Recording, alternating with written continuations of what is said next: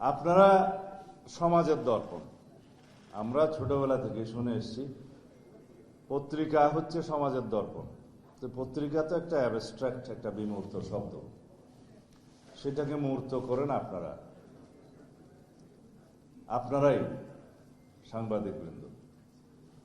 জাতির বিবেক, জাতির মতামত যা কিছুই প্রতিফলিত হয় সংবাদপত্রের মাধ্যমে হয়, গণমাধ্যমে হয়, ইলেকট্রনিক মিডিয়ার মাধ্যমে। আগে ইলেকট্রনিক মিডিয়া ছিল না যখন এই বক্তব্যগুলো আসতো।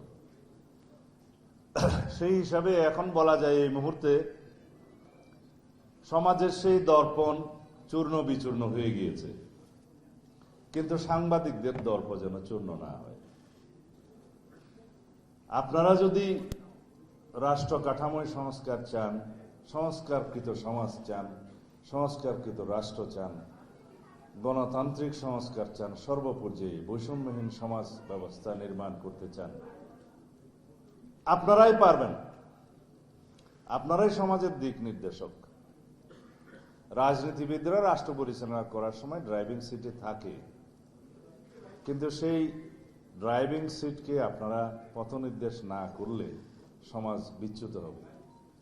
যেই দুর্ভাগ্যজনক ঘটনা হয়ে গিয়েছে গত কয়েকদিন আগে সংবাদ মাধ্যমের উপরে কয়েকটি বাংলাদেশের খ্যাতনামা পত্রিকা অফিসে, প্রথম আলো, ডেইলি স্টার, যেভাবে জ্বালিয়ে দেওয়া হয়েছে, পুড়িয়ে দেওয়া হয়েছে, burn down to the ground level, যেটা বলতে চাই, এরকম দৃশ্য সারা বিশ্ব দেখেছে। সেটা আমাদের জন্য লজ্জার জাতি হিসাবে।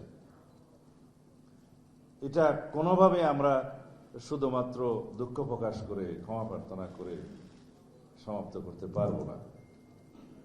এখানে সরকারের দায়িত্ব ছিল সবচেয়ে বেশি, কারণ এরকম একটা প্রেডিকশন, একটা অনুমান ইন্টেলিজেন্স রিপোর্টে থাকে সব সময় যে এই ঘটনা এইভাবে হলে যদি তারপরে কি কি হতে পারে সেগুলো অনুমান করা হয়েছে। আমরাও জেনেছি সেই ইন্টেলিজেন্স রিপোর্ট, কিন্তু সেটা আমলে নেওয়া হলো না কেন? আইন শৃঙ্খলা বাহিনীকে বলার পরেও শুনেছি 1-2 ঘন্টা পরে তারা রেসপন্ড করেছে। সেটা কেন? কাদের হাতে আমরা এই রাষ্ট্র ব্যবস্থা দেব, এই জনগণ দিবে, তাদের নির্ধারণ করার জন্য যাদের দায়িত্ব, নিরপেক্ষ নির্বাচন করার জন্য যারা দায়িত্ব নিয়েছেন, তাদের এই জায়গায় ভূমিকাটা প্রশ্নবিদ্ধ। বেশ কিছুদিন যাবৎ আমরা গণমাধ্যমকে চিহ্নিত করে, টার্গেট করে কিছু কিছু গণমাধ্যমকে এরকম হামলা করতে দেখেছি। নতুন তো নয়, অনুমান করা উচিত ছিল। কিছু কিছু স্থাপনায়, কিছু কিছু ঠিকানায় যেভাবে মবক্রেসিকে এলাও করা হয়েছে, সেটাকে বলা যায় আমরা তো চেয়েছিলাম ডেমোক্রেসি, কিন্তু কেন হয়ে যাবে মবক্রেসি? তাকে কেন লালন করতে দেয়া হবে? এগুলো আমি সরকারের দুর্বলতাকেই ইঙ্গিত করছি। এগুলো আরো কঠোর হস্তে দমন করতে হবে। বহির্বিশ্বে বাংলাদেশের ভাবমূর্তি বিনির্মাণের আমাদের এখনই সময়। যদি আমরা আগের কালচারে ফেরত যাই, যেখানে স্বৈরশাসকরা, ফেসিস্টরা গণমাধ্যমকে স্বাধীনভাবে কাজ করতে দেয়নি, যেখানে আন্ডার প্রেসার মবক্রেসির মাধ্যমে একই দৃশ্য আমরা আর দেখতে চাই না। এটা আমরা এই কথাগুলো বলার জন্য আজকে আপনাদেরকে কিন্তু আমরা আহ্বান করিনি, কিন্তু পরিস্থিতিটা এরকম, মুহূর্তটা এরকম, এই কথাগুলো প্রথমেই আপনাদেরকে বলতে বাধ্য হলাম। এখন আমাদের বিষয়বস্তুতে আসি।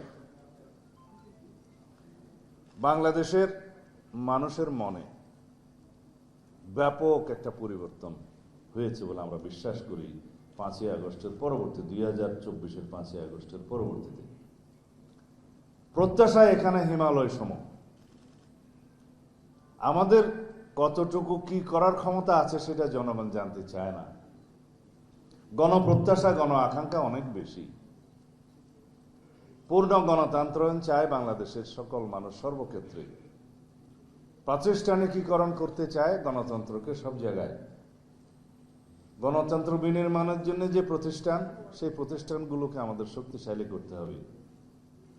সাংবিধানিক প্রতিষ্ঠানগুলোকে এমনভাবে দাঁড় করাতে হবে যাতে সব সময় সাংবিধানিক প্রতিষ্ঠানগুলো গণতন্ত্রের রক্ষা কবচ হিসাবে কাজ করে। সেই হিসাবে গণমাধ্যমের ভূমিকা, অনেকে এটাকে ফোর্থ স্টেট বলে, তাই না?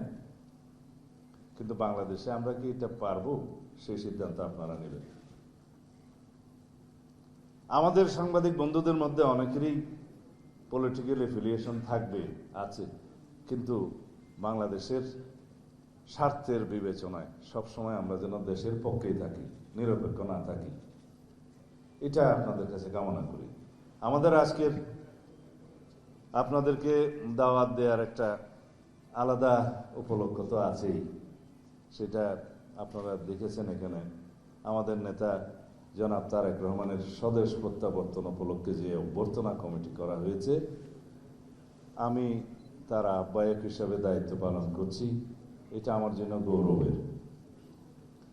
কিন্তু এটাকে এমনভাবে আমরা বাংলাদেশের মানুষের কাছে উপস্থাপন করতে চাই যেন বাংলাদেশের গণতন্ত্রের খুঁটিটা শক্তিশালী হয় তার প্রত্যাবর্তনের মধ্য দিয়ে। জনগণ যেটা আশা করে আমাদের কাছে, সেই আশাগুলোকে, প্রত্যাশাগুলোকে পরিপূরণের জন্য আমাদের একজন নেতা দরকার। সেই নেতা জনাব তারেক রহমান। তিনি বাধ্য হয়ে দীর্ঘ 17-18 বছর কষ্টকর নির্বাসিত জীবন যাপন করেছেন, আপনারা সবাই জানেন। আমি নিজেও 9.5 বছর নির্বাসনে থাকতে বাধ্য হয়েছি। তিনি আসবেন, সারা জাতি অপেক্ষমান। তার এই প্রত্যাবর্তনকে আমরা গণতন্ত্রকে শক্তিশালী করার জন্য কাজে লাগাতে চাই। ব্যক্তিকে শক্তিশালী করার কোনো উদ্দেশ্য আমাদের এখানে নেই। নেতৃত্ব অবশ্যই থাকবে, কিন্তু ব্যক্তিতান্ত্রিক, স্বৈরতান্ত্রিক কথার কোনো প্রচলন আমরা করব না, এটা আমাদের অঙ্গীকার। দলতান্ত্রিক কোনো স্বৈরতান্ত্রিকতা আমরা কখনো বাংলাদেশে উৎসাহিত করব না, এলাও করব না, এটা আমাদের প্রত্যাশা। সেই প্রত্যাশা এবং এই অঙ্গীকার পূরণের জন্য আমরা আপনাদের ভূমিকাকে দয়া করে কামনা করছি, যেন জাতির ভবিষ্যৎকে লক্ষ্য রেখে জাতি বিনির্মাণের জন্য সেটা আপনারা করবেন আশা করি। এখানে আপনারা, আমি মনে করি আপনারা যখন কথা বলবেন সেই লক্ষ্যেই বলবেন। আমরা আমাদের নেতাকে অভ্যর্থনা জানাবো, সারা জাতি অভ্যর্থনা জানাবে, সেটা হচ্ছে আমাদের আপনাদেরকে আহ্বান করার একটা বাহানা। কিন্তু আমাদের মূল উদ্দেশ্য হচ্ছে আপনাদের সাথে আমাদের যে যোগসূত্র, যে মেলবন্ধন, এইটা যেন সবসময় খুব শক্তিশালী থাকে। এই অ্যাডহেশন বলি বা কোহেশন বলি, যা কিছুই বলি, সেটা করার দায়িত্ব আমাদের চাইতে আপনাদের বেশি। যদি আপনারা রাষ্ট্রের প্রতি, সমাজের প্রতি এবং সংস্কারকৃত সমাজ নির্মাণের প্রতি যদি আপনারা প্রতিশ্রুত থাকেন, ইনশাআল্লাহ, যদি রাষ্ট্র পরিচালনার দায়িত্ব জনগণ দয়া করে আমাদেরকে অর্পণ করেন, তখন আপনাদের কাছে আমরা এখনই এই প্রত্যাশা দিতে পারি যে আমাদের সহযোগিতা থাকবে সর্বোচ্চ। আমরা অতীত ভুলে যেতে চাই। ফ্যাসিবাদী গোষ্ঠী কি করেছে সেটা স্মরণে রাখতে চাই এবং তার এই ঐতিহাসিক ইতিহাসের উপর ভিত্তি করে আমরা ইনশাআল্লাহ উজ্জ্বল আগামী বিনির্মাণ করব।